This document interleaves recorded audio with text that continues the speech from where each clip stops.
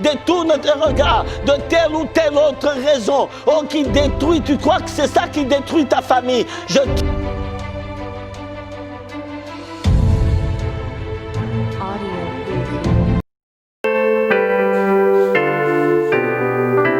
El Shaddai, Adonai, le Dieu tout-puissant, le roi compatissant. Lui que le ciel révère, la terre préfère, et tout l'univers me vénère. El Shaddai, le Dieu sans faille, je lui dois ma délivrance, il est ma puissance. Le Dieu de mes espoirs, qui me fait voir tous ses exploits, en lui je crois. J'ai trouvé une place devant sa face. El Shaddai trouve sa demeure dans mon cœur.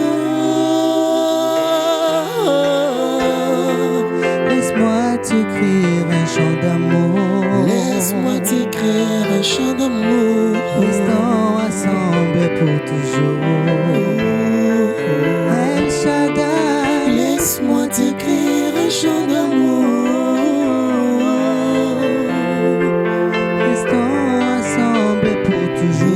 Je l'aime, Seigneur, je l'aime, je l'aime, je l'adore. Je l'aime, je l'aime, je l'adore. Je l'aime, Seigneur, je l'aime. Oh oui, il a mis fin au règne de mes souffrances, ainsi qu'à mes errances, dans les mauvais jours et devant tous mes défis. En lui je me confie, et quand j'écris El Shaddai, il me répond. De lui ma vie dépend. Je l'aime, je l'aime, je l'adore de tout mon cœur. Je l'aime, je l'aime, je l'adore. Je l'aime, Seigneur, je l'aime. J'ai la oui, tu as mis fin au règne de mes souffrances, ainsi qu'à mes errances, dans les mauvais jours et devant tous mes défis. En toi je me confie, et quand j'écris El Shaddai, tu me réponds. De toi ma vie dépend. Je t'aime, je t'aime, je t'adore, je te le témoigne mon amour. Je t'aime, je t'aime, je t'adore. Je t'aime, Seigneur, je t'aime, je t'adore, Seigneur. La raison de ma vie, l'amour de ma vie, c'est toi, Seigneur. Le Dieu plus fort que mes soucis, tu me prends dans tes mains et nous prenons l'envol dans les airs. Alléluia, oui, je t'aime, Seigneur. Je t'aime, je t'aime, je t'adore. Je t'aime, je t'aime, je t'adore. Je t'aime, Seigneur, je t'aime, je t'adore.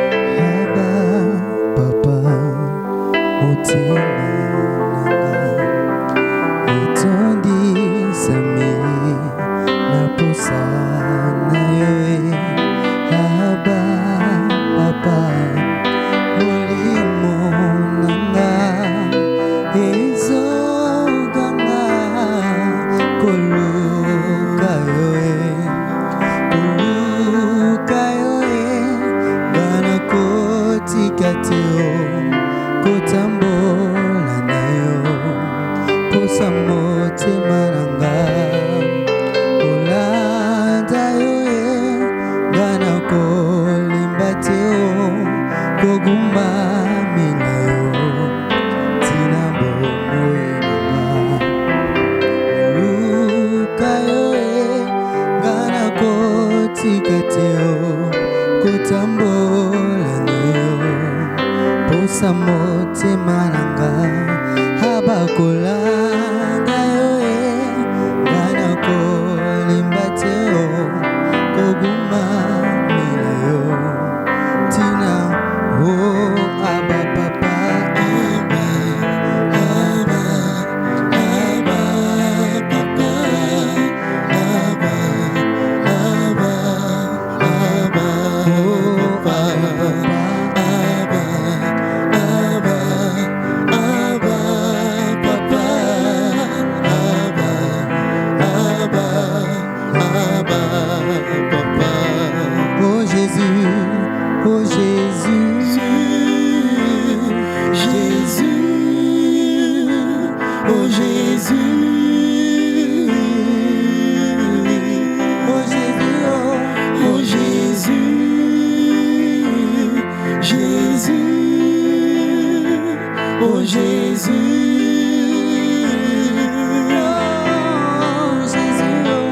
Oh Jésus,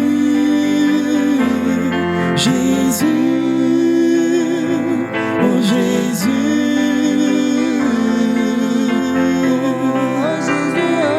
oh Jésus, Jésus, oh Jésus. Un mot dans ta présence suffit pour changer de vie. Une verge dans ta présence fleurit, car tu sais restaurer Emmanuel. Un mot dans ta présence suffit pour changer de vie. Une verge dans ta présence fleurit, car tu sais restaurer Emmanuel. Je crie à toi, oh, oh, oh, je crie à toi, oh,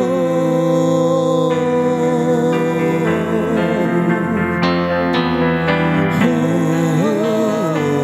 oh, je crie à toi,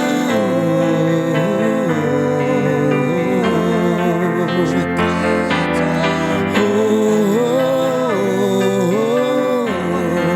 je crie à toi,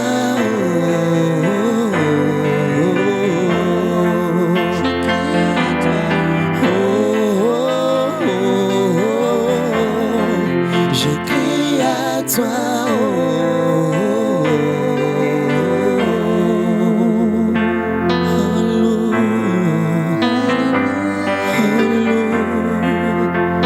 Yahweh, une verge dans ta présence fleurit. Yahweh, une verge dans ta présence fleurit, car tu sais restaurer Emmanuel. Hallelujah. 2 heures dans ta présence suffisent pour changer les cœurs. Une verge dans ta présence fleurit, car tu sais restaurer Emmanuel. Le Dieu que j'adore, que j'adore, Emmanuel.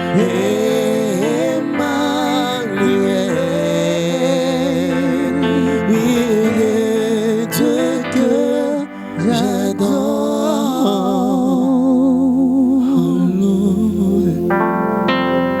Dieu Emmanuel, Dieu Emmanuel. Ton amour me suffit, tu me suffis, mon ami, tu me suffis, mon ami. Tu es Emmanuel, Emmanuel, mon ami, Emmanuel, mon ami. Oui, ta grâce. grâce. Oui, ta grâce me suffit. Ah ouais. Tu me suffis, mon ami, tu me suffis, mon ami.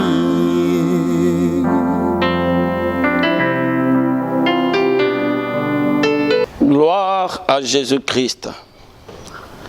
Peuple de Dieu, nous sommes encore là ce dimanche 21 juin 2020. À notre rendez-vous, nous rendons grâce, honneur et tous les hommages au Saint Dieu créateur de toute vie, de toute chair, maître de temps et des circonstances, qui nous donne encore cette opportunité d'être là pour proclamer sa parole. Ce dimanche particulièrement, nous disons, le secours nous vient du ciel. C'est un thème que nous avons donné à cette intervention dominicale. Le secours nous vient du ciel. Et si nous disons le secours nous vient du ciel, je voudrais dire ce que c'est, quelques mots. Le secours, c'est une intervention prompte, une intervention opportune pour sortir quelqu'un, une famille, ou tout un peuple d'un danger qui le menace. Et là, nous disons, le secours nous vient du ciel. Et il faut comprendre le ciel comme le trône de Dieu, parce que lui-même le dit dans sa parole, le ciel est mon trône et la terre mon marchepied.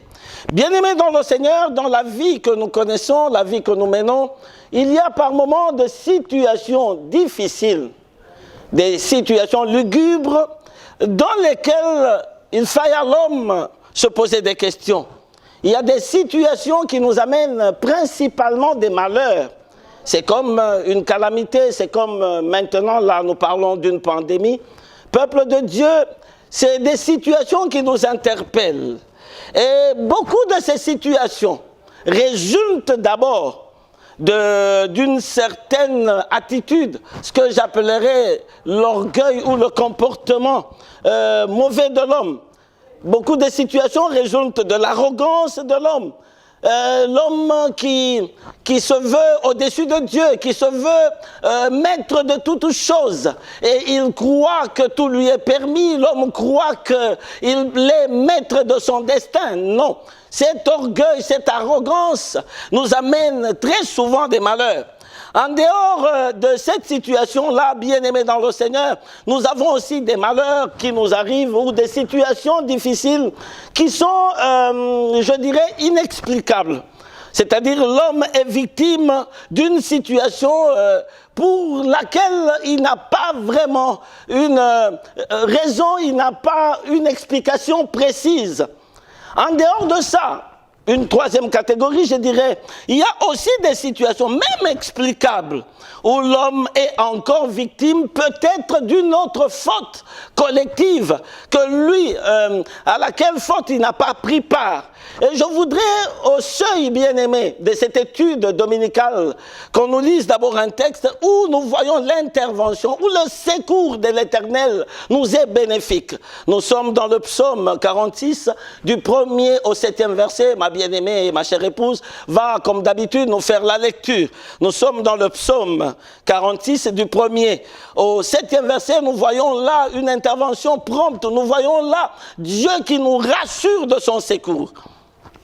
Psaume 46, du 1er au 7e verset, nous lisons « Dieu est pour nous un refuge et un appui, un secours qui ne manque jamais dans la détresse.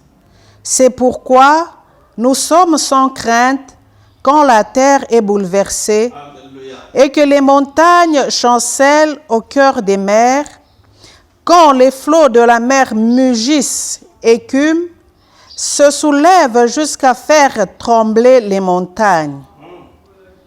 Il est un fleuve dont les courants réjouissent la cité de Dieu, Alléluia. Le sanctuaire des demeures du Très-Haut. Yes. Dieu est au milieu d'elle.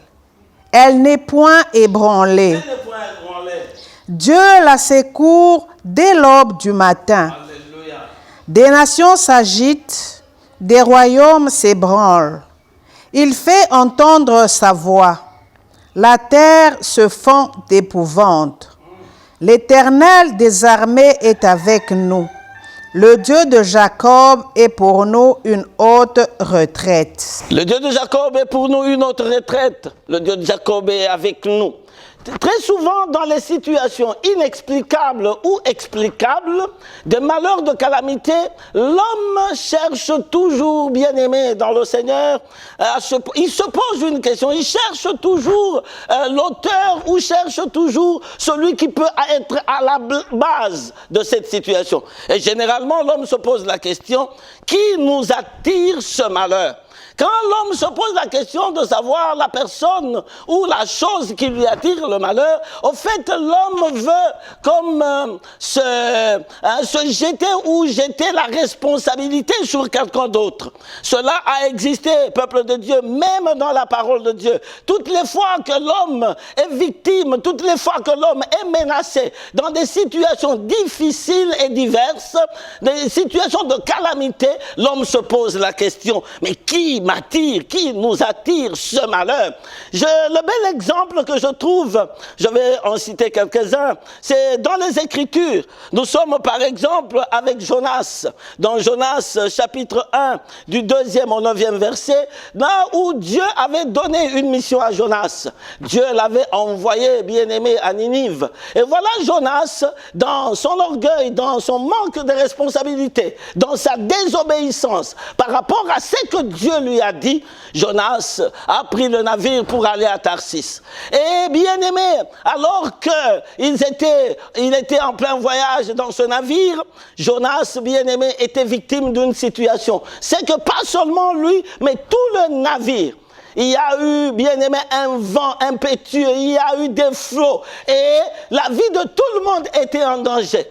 Je voudrais quand même qu'on dise, ma soeur, tu peux lire ça, au chapitre 1er de Jonas, mais on peut aller de 2e au 9e verset. On voit là, qu'est-ce qui s'est passé alors qu'ils étaient en train de naviguer. Jonas 1er, du 2e au 9e verset, nous dit ceci. Lève-toi, va à Ninive, la grande ville. Dieu l'envoie à Ninive, la grande ville. Car sa méchanceté est montée jusqu'à moi. La méchanceté de la ville était arrivée jusqu'aux oreilles ou au cœur de Dieu. Et Jonas se leva pour s'enfuir à Tarsis. Lui, il a choisi de s'enfuir. Au lieu d'aller à Ninive, il a choisi d'aller à Tarsis. Quelle irresponsabilité! Loin de la face de l'Éternel. Il descendit à Jaffo et il trouva un navire qui allait à Tarsis. Il trouva un navire qui allait à Tarsis. Il paya le prix du transport et s'embarqua pour aller avec les passagers à Tarsis, loin de la face de l'Éternel. Ah, il est allé loin de la face de l'Éternel. Mais l'Éternel fit souffler sur la mer l'Éternel fit souffler sur la mer un grand vent. Un vent impétueux. Alléluia. Et il s'éleva sur la mer une grande tempête. Le navire menaçait de faire naufrage. Les mariniers eurent peur. Ils implorèrent chacun leur Dieu. Chacun a imploré son Dieu. Et ils jetèrent dans la mer les objets qui étaient sur les navires. Alléluia. Afin de se le rendre plus léger. Jonas descendit au fond du navire, se coucha et s'endormit profondément. Jonas est allé se coucher. Le pilote s'approcha de lui et lui dit, « Pourquoi dors-tu? Pourquoi dors-tu? Lève-toi, invoque ton Dieu. » Invoque aussi ton Dieu. Mais Jonas savait qu'il avait un problème avec son Dieu. Peut-être voudra-t-il penser à nous et nous ne périrons pas. Et ils se dirent l'un à l'autre, venez et tirons au sort. Nous allons tirer au sort. Pour savoir qui nous attire ce malheur. Tu peux arrêter là. Voilà comment, bien aimé, cette question revient dans la vie de Jonas. Alors qu'il fuyait, il allait loin de Dieu. Ils se disent, venez, nous allons tirer au sort pour voir qui nous attire ce malheur. Bien aimé, dans la Bible, c'est quelque chose de très fréquent. Nous voyons encore un bel exemple dans le livre de Josué, je crois au chapitre 7, du 10e au 13e verset, où on nous parle de Akan. Akan, lui, il avait pris des choses dévouées par interdit.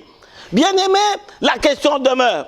Mais nous avons, pour dire qu'il y a aussi des situations, bien-aimés, que nous ne savons pas expliquer, nous avons cette fois-là, dans les évangiles de Jean, au chapitre 9, à partir du 2e verset, l'histoire de cet aveugle né. Alors que Jésus était là avec ses disciples, ils ont trouvé un aveugle né. Et les disciples lui ont posé la question. Mais celui-ci qui a péché, toujours bien-aimé en cherchant qui nous attire ce malheur, qui est à la base de ce malheur. Ils ont posé la question à Jésus, mais celui-ci qui a péché, lui ou ses parents? Jésus dira, ce n'est ni lui ni ses parents, c'est pour que les œuvres de l'Éternel, la gloire de l'Éternel se manifeste. Bien-aimés dans le Seigneur, nous voudrions pénétrer un peu cette question. Et j'ai trouvé encore dans l'Ancienne Alliance une situation, c'est la 3e que je dirais, la situation des 2 enfants d'Aaron, qui ils étaient à la base de leur situation, un peu comme Jonas, un peu comme Akan. Qu'est-ce qui est advenu pour ces enfants? Là, ça m'intéresse particulièrement pour répondre à notre question, qui nous attire ce malheur? Et que devons-nous faire quand ce malheur ou la calamité s'abat sur nous? Les 2 enfants d'Aaron, Nadab et Abihu, ils avaient apporté, eux, un feu étranger dans la maison de Dieu. Et là, la colère de Dieu avait éclaté. Là, on verra dans Lévitique 10, du 1er au 2e verset. On ne va pas lire. Bien-aimés dans le Seigneur, dans la Bible, Dieu a prévu, je dirais, un mécanisme pour l'expiation. Sans trop se poser la question de savoir qui a fait ceci, qui a fait cela. C'est vrai que Dieu peut révéler, comme nous le voyons dans le cas de Jonas. C'est vrai que Dieu peut révéler, comme nous le voyons dans le cas de Josué avec Akan. Mais généralement, en ce temps ici, peuple de Dieu, Dieu a prévu un mécanisme et cela, nous trouvons l'ombre de ces mécanismes depuis l'ancienne alliance. Là, nous sommes au chapitre 16 du livre de Lévitique, quelque chose de très intéressant. Ma soeur, tu peux nous lire au chapitre 16, du 5e au 10e verset. Lévitique 16, versets 5 à 10, nous lisons. Il recevra de l'assemblée des enfants d'Israël 2 boucs pour le sacrifice d'expiation. Il recevra, le sacrificateur va recevoir 2 boucs pour l'expiation de péché. Et un bélier pour l'holocauste. Aaron offrira son taureau expiatoire et il fera l'expiation pour lui et pour sa maison. Alléluia. Il prendra les 2 boucs. Il les placera devant l'Éternel. Il va faire passer les 2 boucs devant l'Éternel. À l'entrée de la tente d'assignation. Aaron jettera le sort sur les 2 boucs. Il va jeter le sort sur les 2 boucs. Un sort pour l'Éternel et un sort pour Azazel. Donc, il y aura un sort pour l'Éternel et un sort pour Azazel. Ça veut dire l'un de 2 boucs sera choisi pour l'Éternel et l'autre sera choisi pour Azazel. Aaron fera approcher le bouc sur lequel est tombé le sort pour l'Éternel, et il l'offrira en sacrifice d'expiation. Il va offrir le bouc sur lequel le sort de l'Éternel est tombé, il va l'offrir en sacrifice d'expiation. Et le bouc sur lequel est tombé le sort pour Azazel sera placé vivant devant l'Éternel, afin qu'il serve à faire l'expiation et qu'il soit lâché dans le désert pour servir d'expiation, et il sera lâché dans le désert. Tu peux aller, ma soeur, au verset 21 et 22, nous verrons de la manière dont le bouc sera chassé dans le désert. Oui, le verset 21 poursuit. Et 22, oui. Aaron posera ses 2 mains sur la tête du bouc vivant. Il confessera sur lui toutes les iniquités des enfants d'Israël et toutes les transgressions par lesquelles ils ont péché. Toutes les iniquités, toutes les transgressions vont reposer sur un bouc, celui qui sera chassé dans le désert. Gloire à Jésus. Bien-aimé, ici intervient la notion de bouc émissaire. C'est une expression, même une locution française, quand on dit bouc émissaire, c'est-à-dire on cherche le responsable à tort ou à raison. Quand on dit tu es un bouc émissaire, en fait l'origine de cette locution tient de la Bible. Vous voyez comment Dieu avait dit à Aaron qu'on prendra 2 boucs. L'un des boucs sera offert, bien aimé, en holocauste pour le pardon de péché, et l'autre toujours aussi pour l'expiation de péché sera jeté ou chassé dans le désert.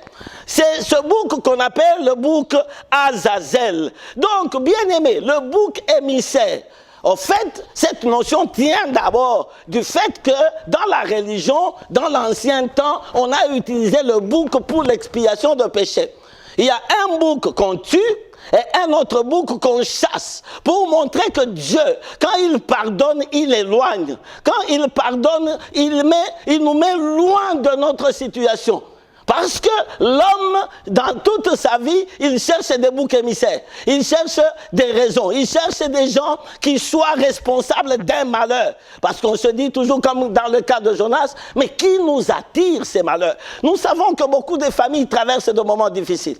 Nous savons que maintenant, là, c'est le monde entier qui est victime, est en train de sévir sous le poids de la Covid-19, bien aimé. Et à un moment, on se dit, mais est-ce que ce n'est pas ceci? Est-ce que ce n'est pas la Chine? Et quand il y a même un mort au sein d'une famille, bien aimé, tout le monde doit se regarder. Je connais même une certaine tradition, quand c'est un malheur qui arrive, c'est une de nos coutumes, généralement, on doit d'abord interroger la femme.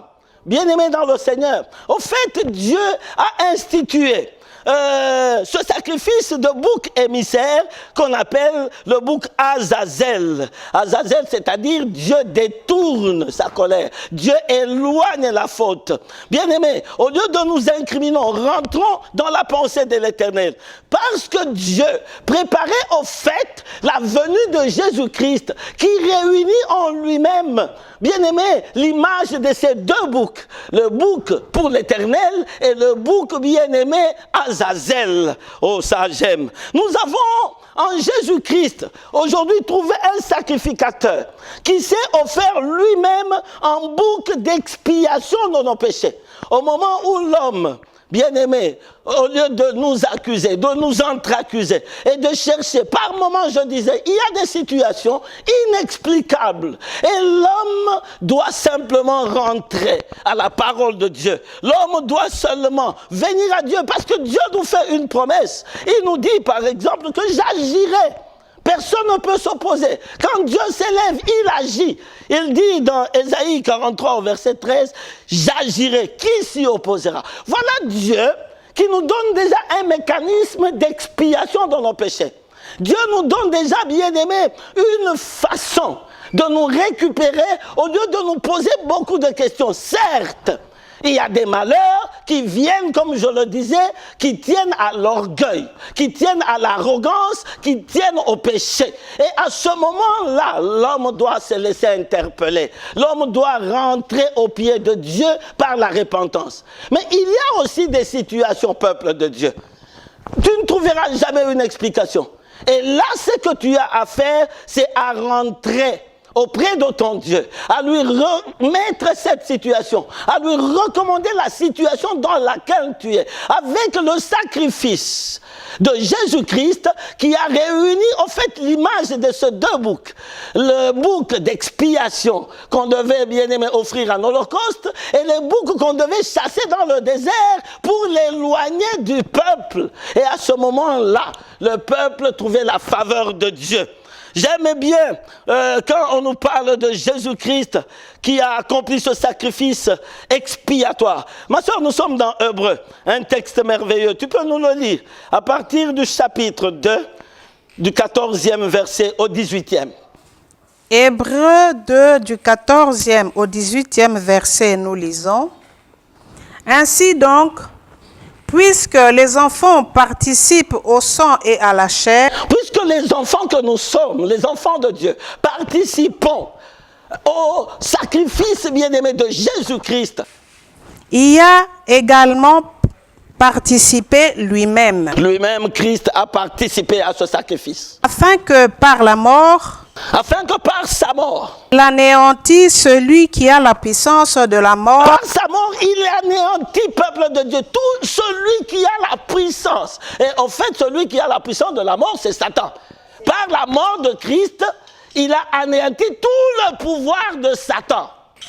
C'est-à-dire le diable. C'est-à-dire le diable. Et qu'il délivra tous ceux qui, par crainte de la mort, étaient toute leur vie retenus dans la servitude. Et il nous a délivrés, nous qui étions bien-aimés dans la crainte de la mort, nous nous sommes approchés de lui. Au lieu de nous poser des questions, bien-aimés, nous disons, nous nous approchons de Jésus-Christ. Oui, ma sœur. Car assurément, ce n'est pas à des anges qu'il vient en aide, mais c'est à la postérité d'Abraham. Nous sommes la postérité, cette alliance bien-aimée d'Abraham. En conséquence, il a dû être rendu semblable en toutes choses à ses frères. Il a dû être semblable, être rendu semblable à toi et moi. Il a participé, bien-aimé, à toutes les influences de ce corps. Il a été, bien-aimé, tenté dans sa chair. La manière dont toi tu es tenté, la manière dont toi tu te plains, la manière dont tu te sens, la calamité ou les malheurs qui t'arrivent. Jésus-Christ a ressenti cela dans sa chair. Afin qu'il fût un souverain sacrificateur, Afin qu'il eût un souverain sacrificateur. miséricordieux et fidèle, Miséricordieux, fidèle, Jésus-Christ. dans le service de Dieu, pour faire l'expiation des péchés du peuple. Faire l'expiation, les péchés du peuple. Ton péché à toi, mon péché à moi. Lesquels péchés nous attirent les malheurs. Au lieu de nous demander, de chercher, bien-aimé, qui est auteur, qui a occasionné, qui est à la base. Certes, chacun de nous doit se regarder, certes. Mais nous avons un sacrificateur. Nous avons ce sacrificateur qui est doublé de la sacrificature. Au moment où il offre, bien-aimé, il se fait lui-même aussi cette offrande. Oh, ça c'est extraordinaire. Car ayant été tenté lui-même dans ce qu'il a souffert, il peut secourir ceux qui sont tentés. Yes, il peut secourir toi et moi qui sommes tentés. Il peut secourir toi et moi qui traversons des situations difficiles. Il peut secourir toi et moi qui nous posons mille et une questions. Je te dis, dans n'importe quelle situation, dis-toi que nous avons le secours qui ne manque point dans la détresse. Le secours que Dieu nous donne. Le secours qui nous vient du ciel. Savoir Jésus-Christ. Bien-aimé dans le Seigneur, tu peux l'appeler, tu peux l'implorer, tu peux crier et le secours viendra. Dans n'importe quelle situation qui est la tienne, dans n'importe quel problème, je voudrais, bien-aimé dans le Seigneur, qu'on nous lise encore le psaume 146 au verset 5. Psaume 146 au verset 5, nous lisons.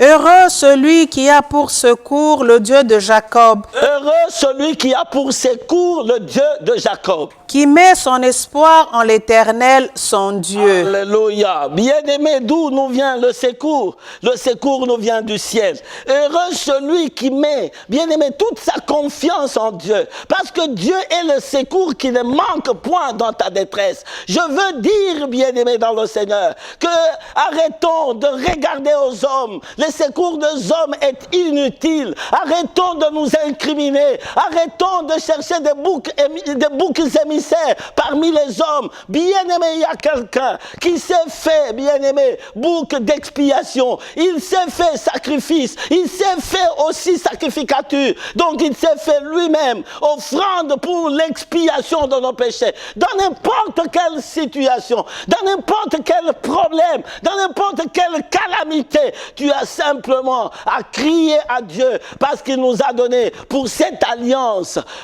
son Fils Jésus-Christ qui a versé de son sang. Je m'en vais prier pour toi qui m'écoutes en ce jour. Je m'en vais prier pour ce peuple nombreux. Je te dis, bien-aimé, détourne tes regards, de ce monde, détourne tes regards de l'accusateur de tes péchés, détourne tes regards de telle ou telle autre raison, qui détruit, tu crois que c'est ça qui détruit ta famille. Je te dis, il y a un sacrificateur qui a bien aimé été tenté en toutes choses, qui a accepté de prendre nos péchés à nous sur lui. C'est lui, bien aimé, le secours de l'Éternel. C'est lui la faveur de Dieu. Ô Père éternel, je voudrais prier en ce temps difficile. Je voudrais prier pour ton peuple. Où que, Seigneur éternel, ce peuple se trouve. Où que ma soeur, mon frère se trouve. Que ta grâce, Seigneur, descende sur lui. C'est toi le secours. C'est toi le secours efficace. C'est toi qui nous sors de danger. C'est toi qui nous bénis dans tous les questionnements de nos vies. Je t'implore. Oui, Seigneur, le secours nous vient de toi. Je dis ce matin, le secours nous vient du ciel. C'est toi qui es, Seigneur,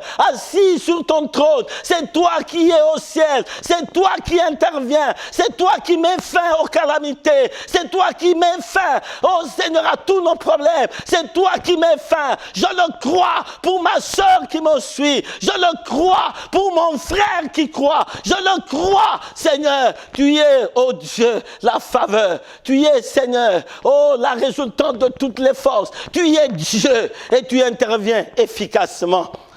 Oh, le secours nous vient de toi par Jésus-Christ qui s'est sacrifié. Gloire à Jésus. Alléluia. Merci Seigneur. Merci Seigneur. Merci Seigneur. Merci Seigneur. Gloire à ton nom, Jésus-Christ. Alléluia. Je crie à toi.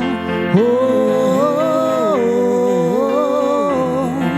je crie à toi.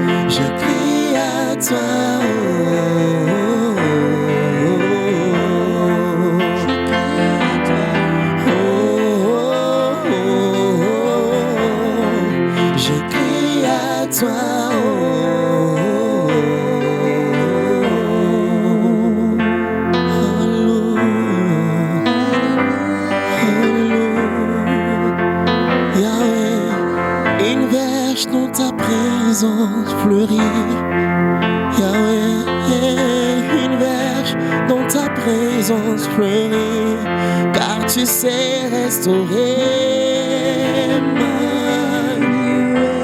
Hallelujah, 2 heures dans ta présence suffisent pour changer les cœurs. Une verge dans ta présence fleurir, car tu sais restaurer. Dieu que j'adore, que j'adore, Emmanuel,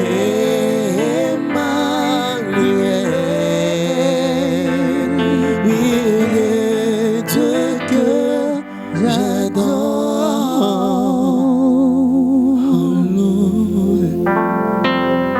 Dieu Emmanuel, Dieu Emmanuel.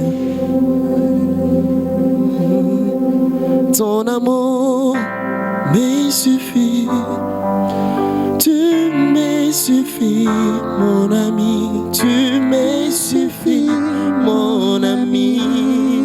Tu es Emmanuel, Emmanuel, mon ami, Emmanuel, mon ami. Oui, ta grâce. Oui, ta grâce me suffit, tu me suffis, mon ami, tu me suffis.